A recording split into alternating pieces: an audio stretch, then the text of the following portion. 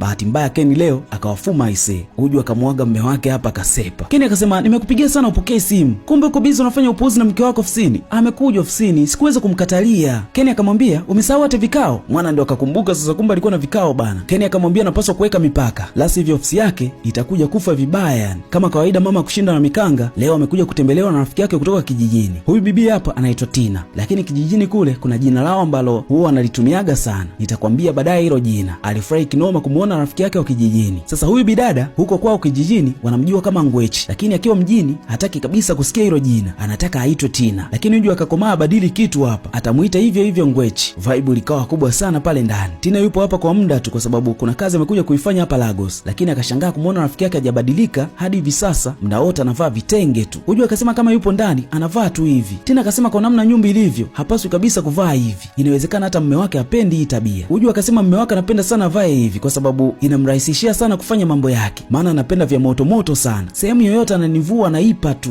Tina kamshauri sana asivae hivi, lakini Uju anaelewa sasa. Hataki kabisa kubadilika kulingana na mazingira. Kuvaa hivyo utamfanya achepuke yule. Nani amchukue mume wangu? Yule ni wa kwangu peke yangu. Wanawake tunapaswa kuwa wasafi muda wote, hasa maeneo ya chini. Uju akacheka sana yani akasema napaosha mno. Hata ukiweka kichwa chako hapa utafurahi hiyo harufu yani. Tina akashangaa, si hujaoga tangu asubuhi wewe? Sasa nioge naenda wapi? Yani ili aoge lazima awe na safari. Hivi hivi tu hawezi kuoga Uju. Tina ikabidi amfukuze Uju aende kaoge na avae vizuri kwa ajili ya mume wake. Siri aliporudi nyumbani akamkuta Tina yuko hapa. Ikabidi atambulishwe na nini, akaambiwa amekuja kufanya kazi kidogo hapa. Siri akamkaribisha tu pale kisha akaenda chumbani na Uju. Mida fulani hivi ya usiku Tina kaaga anataka kwenda kwa rafiki yake kukaa. Uju akamwomba sana kae hapa hadi atakapomaliza kazi zake. Hilo likawa limepita mtu wangu. Mida fulani hivi ya usiku Siri akamkuta Tina yuko sebuleni peke yake. Akasema anapenda sana kuangalia zaidi movie. Mchizi akafuata vinywaji ili wakae pamoja watazame filamu. Siri akasema Uju ana mambo mengi sana ya kujifunza, anahitaji sana kubadilika. Tina akasema yule hajasoma, kwa hiyo mabadiliko atayapata mdogo mdogo, japo ni mtu poa sana. Siri akaja kumuuliza mke wake kwa nini rafiki yake amesoma na yeye hajasoma. Uju akasema yule alikuwa ni Tina kisomo, alikuwa anatembea na vitabu kila sehemu kijijini, muda wote vitabu tu yani. Mimi hiyo kazi siwezi kabisa. Siri akasema mwenzako ameelimika sasa na anaenda kupata kazi, kwa nini usingesoma kama yeye? Hili likamchefua Uju. Nisome mimi sasa hivi? Hao wasomi hawaelewi. Ona mimi ambaye sijasoma, nimeolewa, muda wote ni vitabu tu. Mwanaume anatoka wapi sasa? Mimi nimeolewa, yeye anazurura tu. Uju akawa akomi kuvaa kanga zake aisee. Muda wote anapikaga chakula cha kijijini kwao tu. Hadi Tina akawa anashangaa yani. Unampikiaje mume wako chakula aina ya ugali asubuhi hii? Uju akasema anapenda sana na halalamiki. Tina akasema halalamiki kwa sababu anakupenda. Jitahidi kutafuta kitu ambacho anakipenda mume wako. Mchizi amerudi nyumbani akawakuta wanaangalia filamu hapa sebuleni. Muda wote Uju alikuwa anampiga Tina tu. Eti amefurahishwa na movie na waendelea. Mchizi alipofika chumbani akahisi harufu kali sana. Ikabidi achunguze kwanza imetoka wapi hiyo harufu. Alipoingia chooni akakuta mzigo